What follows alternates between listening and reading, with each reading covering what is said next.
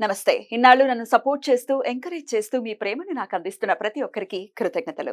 అలాగే ఈ వీడియో కూడా ఖచ్చితంగా మీకు ఉపయోగపడుతుంది. లైక్, షేర్ అండ్ సబ్స్క్రైబ్ చేసి మీ సపోర్ట్‌ని నాకు అందించండి. అలాగే ఈ వీడియో పట్ల మీకున్న అభిప్రాయాన్ని కామెంట్ సెక్షన్‌లో కామెంట్ చేసి తెలియజేయండి. ఇప్పుడు వీడియోని చూద్దాం. నమస్తే, వెల్కమ్ టు అవర్ ఛానల్. నేను పద్మిని. సో ఈ రోజు మనతో పాటు ప్రముఖ ఆధ్యాత్మికవేత్త, ప్రముఖ న్యూమరాలజిస్ట్, ఆస్ట్రాలజర్ తనిష్క మేడం ఉన్నారు. మాట్లాడదాం. నమస్తే మేడం. నమస్తే అమ్మా. ముందుగా ప్రేక్షకులకి శివరాత్రి శుభాకాంక్షలు. మేడం మీకు కూడా శివరాత్రి శుభాకాంక్షలు అండి. తప్పకుండా అమ్మా. శివుడు చెప్పండి. శివుడు అంటేనే బోలాశంకరుడు. బోలాశంకరుడు ఆయన పిలిస్తే పలికేటటువంటి దైవం, అన్ని నీళ్లు పోస్తే సంతోషించేటటువంటి దైవం. ఆయన గురించి ఏం చెప్తాము. అసలు నిజంగా చెప్పాలంటే శివుడు తనకి ఏదైనా బాధ ఉన్నా కూడా తట్టుకుంటాడు, కానీ జనులకు వచ్చినా అసలు ఆయన అంటే జస్ట్ మొక్కగానే వెంటనే ఫలితం ఇస్తాడు. అందుకే అసలు ఆయన దగ్గర ఉంటాడు జనులకు. అసలు ఆయనకి ఏం కోరికలు ఏమి ఇంత పెట్టాలా, ఇట్లా చేయాలి, అట్లంతా ఏమీ లేదు. ఒట్టి విభూతితో అర్చన చేస్తే కూడా చాలా ఆయన. ఎగ్జాక్ట్లీ. అసలు ఏమీ లేదు, ఏ పట్టింపులు ఉండవు స్వామికి. అంత అసలు అద్భుతం. అంటే ఏదో అంటూ సొంటూ ఉందనో, లేకపోతే ఇంకోటి మైలు ఏదో సోకింది, ఏం అవసరం లేదు. భక్తి, ప్రేమ ఆయన మీద చూపిస్తే ఆయన ప్రేమలో మనం మునిగిపోతాం. అందులో శివుడు గురించి వచ్చినప్పుడు అరుణాచలేశ్వరుడు తెగ గుర్తొచ్చేస్తూ ఉంటాడు. అసలు నేను కూడా వెళ్ళాను, మీరు కూడా చాలా సార్లు వెళ్ళారన్నారు కదా. అరుణాచల భాగ్యం అది. సో శివరాత్రి అంటే కూడా డెఫినెట్ గా ఎప్పుడెప్పుడు వస్తుందా అని ఎదురు చూస్తూ ఉంటారు. స్వామిని లింగోద్భవ సమయంలో స్వామి అభిషేకాలు గాని చాలా అద్భుతంగా జరుగుతూ ఉంటుంది. శివరాత్రి గురించి అందరికీ తెలిసింది, అందరూ చాలా చక్కగా చేసుకుంటారు. అయినప్పటికీ స్వామిని రకరకాల కోరికలతో కూడా అర్చిస్తూ ఉంటారు. సో ఇవాళ నేను మిమ్మల్ని అడగదలుచుకుంది అదే, రకరకాల కోరికలు ఉన్నప్పుడు స్వామిని ఎలా సులభంగా ప్రసన్నం చేసుకోవచ్చు అనేది ఒకసారి మీరు. తప్పకుండా. యాక్చువల్ గా ఆయన చూసారంటే లింగ రూపంలో ఉంటాడు అంతే. ఆయనకు చూడండి, ఒక రూపం అనేది ఇదిదాని కాదు, ఎక్కడైనా ఉంటాడు ఆయన. సో అంతే, ఆయన గాలిలో ఉంటాడు, అసలు అగ్నిలో ఉంటాడు. ఇప్పుడు మన అరుణాచలంలో అంతే, అగ్ని స్వరూపమే ఆయన. ఇట్లా ప్రతి దాంట్లో మనకేంటంటే పంచభూతంలోనే ఆయన కలిసి ఉన్నారు. కానీ మనకు ఆయనను ఎలా పిలిచినా పలుకుతాడు. ఎంత మన అసలు ఆయన ఒక ప్రేమతో ఒకసారి మొక్కినా చాలు, మనకి ఏం కావాలనన్నా తప్పకుండా ఆ కోరిక మనం నెరవేరుస్తాడు. సరే, ఇప్పుడు చాలా మందికి రకరకమైన సమస్యలు ఉంటుంది. ఇప్పుడు కొన్ని పిల్లలకు చూడండి మాటలు రావు. సో అవును ఒక 5 years వరకు కూడా మాటలు లేకుండా ఉంటారు. కొన్ని పిల్లలకి ఏంటంటే తర్వాత మాట్లాడతారు బాగా, కానీ అంతవరకు వాళ్ళు ఏందో అసలు పిల్లలు ఇంత మాట్లాడలేదు, అసలు చాలా బాధపడుతున్నారు అని చెప్పి అసలు వాళ్ళకి ట్రీట్మెంట్ ఇప్పిస్తారు, స్పీచ్ థెరపీ ఇస్తారు, కానీ అంత తొందరగా మాటలు రావు. కానీ మనం అన్ని అయినా డాక్టర్ దగ్గర వెళ్ళినా కానీ ఒక్కసారి దేవుడిని మొక్కడం కూడా మనం మర్చిపోవాలి, తప్పకుండా మొక్కాలి కదా. ఎందుకంటే అన్ని దానికంటే గొప్ప దేవుడు చెప్పాలంటే. సో మనం డాక్టర్ని కూడా దేవుడి రూపంలో చూస్తాం, అవును, కానీ డైరెక్ట్ గా మన దేవుడిని మొక్కడం కూడా మనకు అసలు తప్పకుండా చేయాలి. సో శివుడిని మనం ఎట్లా చేస్తే మంచిది అంటే, ఇప్పుడు అసలు పిల్లలకి మాటల గురించి మేజర్ గా మాటలు ప్లస్ చదువు, ఈ రెండింటి విషయాలు కూడా ఆయనని మేజర్ గా ఇక్కడ ఎట్లా మొక్కుతామంటే, స్వామి వారికి దీపం వెలిగించాలి. ఆయన 3 కళ్ళు ఉంటుంది కదా, అందుకని 3 దీపాలుగా ఉండాలి. మూడు వత్తులు లేదంటే కొబ్బరికాయ ఉంటుంది కదా, దాంట్లో వెలిగించవచ్చు. ఎందుకంటే కొబ్బరికాయలో కూడా 3 కళ్ళు ఉంటాయి, అది శివుడి స్వరూపమే అది. అందుకే కొబ్బరికాయ దీపం మంచిది. మరి కొట్టేసిన తర్వాత 2 ఒక దాని మీద ఒక చెక్క పెట్టేసి వెలిగించమంటారా? 3 దీపంగా వెలిగించాలి. ఆయన ముక్కన్ను ఉంటది, 3 కళ్ళు. సో అప్పుడు ఏమైతుందంటే అందుకే కొబ్బరికాయ దీపం పెడతాం మంచిది. సరే, అది ఒక విషయం. అది ఇంట్లోనే వెలిగించుకోవచ్చా? ఇంట్లోనే. మనం ఇట్లా మామూలుగా దీపం అంటే ఈ వెలిగించి అగరబత్తి ముట్టించేసి స్వామి వారికి 3 కళ్ళు దీపం పెట్టి, అంటే ముక్కన్ను అంటారు దానికి కదా, అందుకని 3 దీపాలు పెట్టి ఒక్క ప్రమిద అంటే మన ఇది కొబ్బరికాయలనే సో అలా పెట్టి తర్వాత ఏం చేయాలంటే స్వామి శివుడికి లింగానికి అభిషేకం అనేటప్పుడు మనం మామూలుగా ఫస్ట్ వాటర్ తో అభిషేకం చేస్తాం. తప్పకుండా నీళ్ళు పోసి ఆయనకు అదే సరిపోతుంది. పోసేటప్పుడు ఏమైనా మంత్రాలు చదవాలా అనే సందేహం అంటే జనరల్ గా వచ్చి శివ మంత్రం చదవచ్చాము, ఓం నమ శివాయ పంచాక్షర మంత్రం చదవచ్చాము.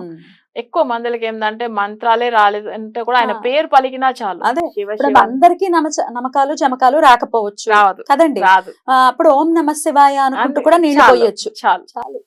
తర్వాత ఆయనకు పోసిన తర్వాత ఏం చేయాలంటే తేనెతో అభిషేకం, మాటలు రావడానికి ప్లస్ పిల్లల చదువు గురించి ఇది తేనెతో అభిషేకం చేసి ఆ అభిషేకంని ప్రసాదంగా తీసి ఒక కప్ లో పెట్టుకోవాలి. ఎలా ఎన్నిసార్లు అండి? ఇప్పుడు అంటే ఓం నమ శివాయ అని చేయమంటున్నారు కదా, అవును. ఎన్నిసార్లు చేయమంటారు? ఇప్పుడు ఇది వచ్చి 108 అంటే మనం 108 టైమ్స్ అంటే మనకి ఏమైపోతుంది, ఎక్కువ టైం పడుతుంది కదా. అవును. జస్ట్ 9 టైమ్స్ ఒక 9 చిన్న 9 స్పూన్స్ ఉమ్. అట్లా పోసి ఆయనకు అభిషేకం చేసిన ఆ ప్రసాదం సెపరేట్ గా పెట్టేసుకోవచ్చు. పెట్టుకున్న తర్వాత ఎందుకంటే ఆ తేనెని ఎవరైతే బాబు పిల్లలు. మాట్లాడలేదో లేదా ఏ బాబు అయితే పిల్లలు ఎవరైతే చదువుకోలేదో రైట్. సో వాళ్ళకి ప్రసాదంగా ఇవ్వాలి. Right. రోజు కొంచెం కొంచెం, Right. ఎక్కువ ఇవ్వకూడదు, రోజు కొన్ని. సో అప్పుడు ఏమైతుందంటే ఆయనకు తేనెతో చేసిన అభిషేకం ఆ తేనె తీసి పక్కకు పెట్టేసి మామూలుగా మళ్ళీ అసలు వాటర్తో అభిషేకము, తర్వాత మనం వచ్చి రోజ్ వాటర్తో అభిషేకం చేసి ఆయనకు గంధము విభూది బొట్టు పెట్టి పెట్టేవాలి. సో ఇది వచ్చి ఏంటంటే తేనెతో చేసే అభిషేకం మాటల గురించి, తర్వాత చదువు గురించి అన్నమాట. సో ఇది తప్పకుండా చేయాలి. సరే, ఈ ఒక్క సమస్య గురించి మనం ఇప్పుడు చెప్పాం. ఇది కొంతమందికి ఏంటంటే ఎప్పుడు హెల్త్ ఇష్యూస్ అంటే ఇప్పుడు పిల్లల మాటల గురించి, చదువు గురించి కాకుండా శరీరం ఎప్పుడు బాడీ పెయిన్స్ ఉంటానే ఉంటది. ఏదో ఒక హెల్త్ ఇష్యూ. అవును. హెడేక్ లేకపోతే మీరు అన్నట్టుగా బాడీ పెయిన్స్. వాళ్ళకి వచ్చి పంచామృతంతో అభిషేకం.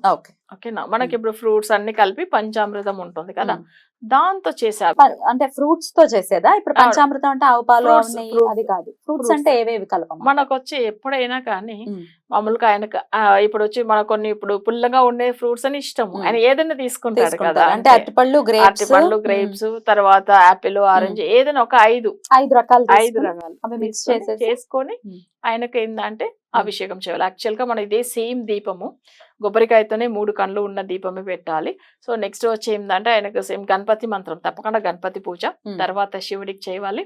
శివుడికి అభిషేకం సేమ్ పంచామృతంతో, ఫస్ట్ వాటర్ తో తర్వాత పంచామృతంతో చేసి దాని తర్వాత వాటర్ తో అభిషేకం చేసేసి ఆయనకు విభూతి బొట్టు పెట్టేసి మళ్ళీ సేమ్ ప్రసాదం అంటే మనం వేరే నార్మల్ గా నైవేద్యం పెడతాం కదా, సో అది పెట్టి ఆరతి ఇవ్వాలి.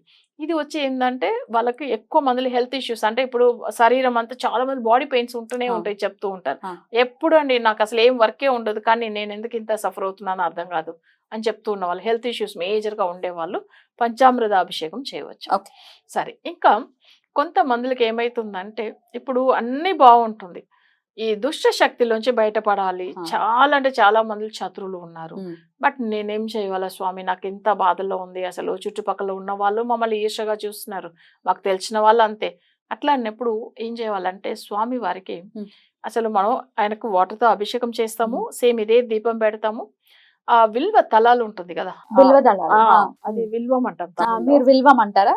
మేము బిల్వం అంటాం. సో ఆ తలం తీసుకొని అందులో ఏందంటే 9 లేకపోతే 18 ఇట్లా 27 అది కూడా ఒక చిన్న దండలాగా చేసుకొని స్వామి వారి చుట్టూ పెట్టేవాళ్ళు. ఎందుకంటే శివలింగం ఆయనకు అసలు వేయడానికైతే వేయవచ్చు, లేదా ఆయన ఫోటోకి వేయవచ్చు. అలా పెట్టేసి ఆ బిల్వ దళం ఎందుకు మనం అసలు పెడుతున్నామంటే తను ఎంతో పెద్ద పూర్వ జన్మంలో చేసిన పాపము, దానివల్ల కూడా చతులు ఉంటారు ఈ కాలంలో, అసలు అట్లా కూడా ఉంటాయి. సో ఈ పూర్వ జన్మ కర్మ అనేది తొలగిపోతుంది, దానివల్ల ఆ శత్రు బాధల వల్ల సమస్యలు ఎక్కువ ఉంటాయి వాళ్ళకి. సో ఇది తొలగిపోవడానికి ఆ రోజు బిల్వ అంటే ఆ దండ వేయవలసింది ఉంటుంది. అంటే బిల్వ దళం అంటారా మీరు? బిల్వదళం అంటే దాంతో దండ వేయాలి. సో ఇది వచ్చి తప్పకుండా చేయాలి. సరే, నెక్స్ట్ ఈ శత్రు బాధలు పోయేదానికి ఇంకొక విషయం ఏంటంటే విభూతితో అర్చన. సో ఆయనకు అభిషేకం అంతా అయిన తర్వాత విభూతితో అర్చన చేయడం వల్ల ఏమైతుందంటే అలాగే అలా విభూతి తీసుకొని అలా వేస్తూ ఉంటాడు అంతే. ఆయనకు అది ఇంకా ఇష్టం. ఎప్పుడు ఆయన చూసామంటే నార్మల్ గా మసానంలో కూడా ఎలా ఉంటాడు, విభూతితోనే ఉంటాడు ఆయన. సో అవి ఇష్టం. సో జనరల్ గా మనం ఆయన విభూతి మనం పెట్టుకోమని చెప్పడానికి రీజన్ ఏం తెలుసా? నార్మల్ గా అందరు నెత్తిలో పెట్టుకుంటారు తెలుసా? ఇక్కడ పెట్టుకుంటారు. నెత్తిలో ఎందుకు పెట్టుకుంటాము? ఇది రోజు నీకు గర్వం రాకూడదు, ఇదే అని చేస్తాడు మనని. సో దాని వల్ల పెట్టుకోమని చెప్పి పెట్టాడు. అసలు నిజంగా ఆ విభూతి అనే దానికి రీజన్ ఆ విధం. సో వేరేమే లేదు. మనం ఏమనుకుంటాం అసలు విభూతి ఏదో పెట్టుకుంటాం అట్లా కాదు. మన ఆ గర్వం మన మనసులో రాకూడదు. అన్ని నేనే గొప్ప, నేనే అన్ని పెద్దగా అట్లా మనం అసలు ఎవరు అందరూ సమానమే, అందరూ మర్చిపోయే వాళ్ళే, భూమి లోపల వెళ్ళిపోయే వాళ్ళే, ఏం లేదు విభూతి అయిపోయే వాళ్ళే కదా అందరూ. సో అందుకని అది గుర్తు చేయడానికి. సో అక్కడ ఏమైతుందంటే శత్రువుల బాధల గురించి సో ఇది కూడా చేయవచ్చు. సో ఇది ఒకటి ఉంటుంది. అప్పుల బాధల గురించి చెప్పండి మేడం.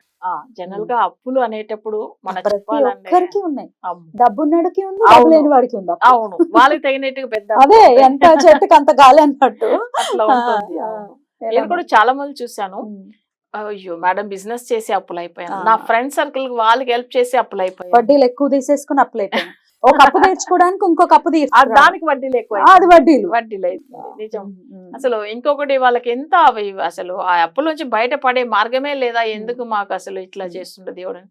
అట్లా చాలా మంది అప్పులు ఎప్పుడైనా కానీ చూడండి, అసలు అన్ని ఎంత ఉన్నా కానీ ఈ రుణ బాధలు ఉంటే వరకు వాళ్ళు ప్రశాంతంగా నిద్ర రాదు. అసలు ఏదున్నా ఉండకపోయినా ఈ రుణ బాధలు ఉండకూడదు అసలు నిజం.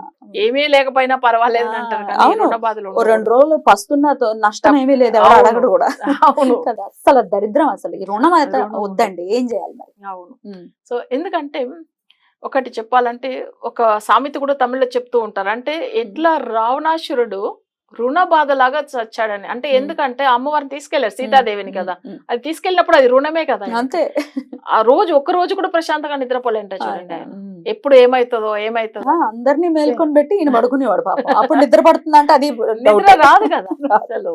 అందుకే సో రుణ బాధలు అనేటప్పుడు ఒకరు ఎవరైనా కానీ అప్పు తీసుకొచ్చేసాం అనుకోండి, అసలు దాన్ని తిప్పి ఇచ్చేంత వరకు వాళ్ళకి బాధలు నిద్ర పడదు అసలు. ఇప్పుడు రుణ బాధలకు మనకు వచ్చి ఏంటంటే జనరల్ గా స్వామి వారిని మొక్కడం చాలా కరెక్ట్. ఆ టైమింగ్ లో మొక్కి వాళ్ళ ఆయన వాళ్ళ కొడుకు ఉన్నాడు కదా, ఆయన అసలు గణపతి తర్వాత ఇంకో సుబ్రహ్మణ్య స్వామి, ఆయన కూడా జ్యోతి స్వరూపంలోంచి వచ్చాడు కదా.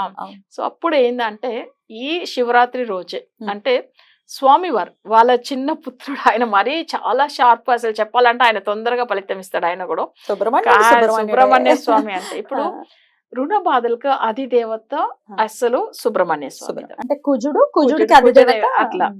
ఓకేనా. సో అప్పుడు ఏమైతుందంటే రుణ బాధలు ఉంది అనేటప్పుడు అదే శివరాత్రి రోజు అయితే ఈయనకు ఎట్లా అంటే జ్యోతి స్వరూపంగానే మనం మొక్కుకోవాలి అసలు చెప్పాలంటే. అంటే అదే రోజు దీపం ప్రమిద దీపం సెపరేట్ గా పెట్టుకొని 6 అంటే వత్తిలేసి 6 వత్తులు, ఎందుకంటే షణ్ముఖుడు అనేటప్పుడు 6 ఉంటుంది. సో ఆయన గురించి మొక్కి అయితే అదే శివరాత్రి రోజు స్వామి వారిని అడగండి, అసలు ఏంది శివుడి దగ్గరనే నాకు ఇంత రుణ బాధలు ఉంది, అసలు సుబ్రహ్మణ్య స్వామి దగ్గర చెప్పి నా అప్పులంతా తొందరగా అసలు సాల్వ్ చేయమని. ఆయన దగ్గర రిక్వెస్ట్ పెడితే తప్పకుండా కొడుకు దగ్గర తీసుకెళ్తాడు. పెద్ద ఆయన దగ్గర రిక్వెస్ట్ పెడితే చిన్న ఆయన చేసేస్తాడు, తండ్రి గురించనే తప్పకుండా చేస్తాడు ఆయన. సో అందుకే అట్లా ఆ రోజు శివరాత్రి రోజు ఆయన్ని మొక్కుకోవడం మంచిది. సో అయితే అగ్ని స్వరూపంలో మొక్కాలి ఆయన, ఇంకా బాగుంటుంది. అందుకే 6 దీపాలు పెట్టి వెలిగించాలి, అది సెపరేట్ గా.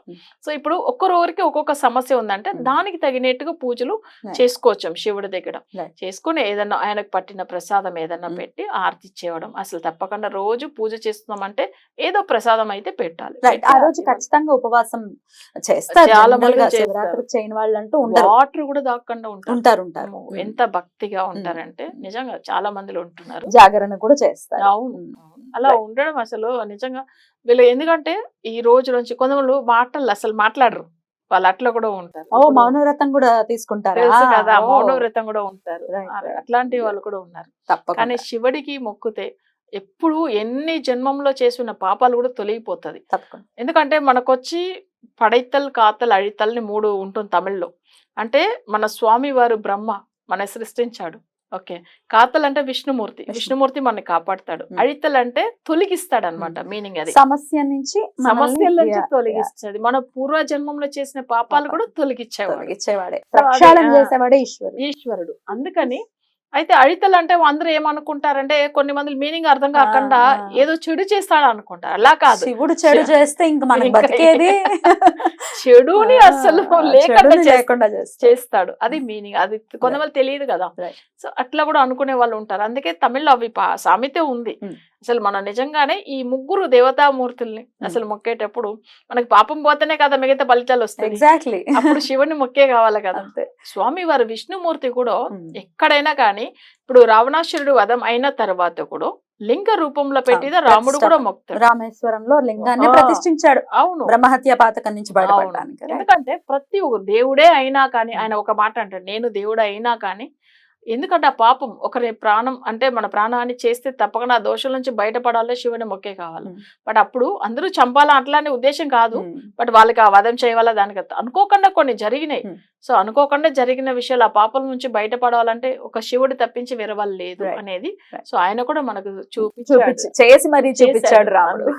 అద్భుతం అండి, చాలా చక్కగా వివరించారు. అవును. రకరకాల సమస్యలతో ఉన్న వాళ్ళు డెఫినెట్ గా శివుణ్ణి ఎలా ఆశ్రయించాలి. అందున ఈ శివరాత్రి అంటేనే పవర్ఫుల్ డే కాబట్టి అవును. ఆ రోజున డెఫినెట్ గా స్వామిని ఆశ్రయించి వాళ్ళ సమస్యల నుంచి మన వాళ్ళు బయటపడాలి, చాలా సంతోషంగా ఉండాలి ప్రతి ఒక్కరని మనస్ఫూర్తిగా కోరుకుంటూ మరొకసారి మీకు శివరాత్రి శుభాకాంక్షల్ని తెలియజేస్తూ నమస్కారం అండి.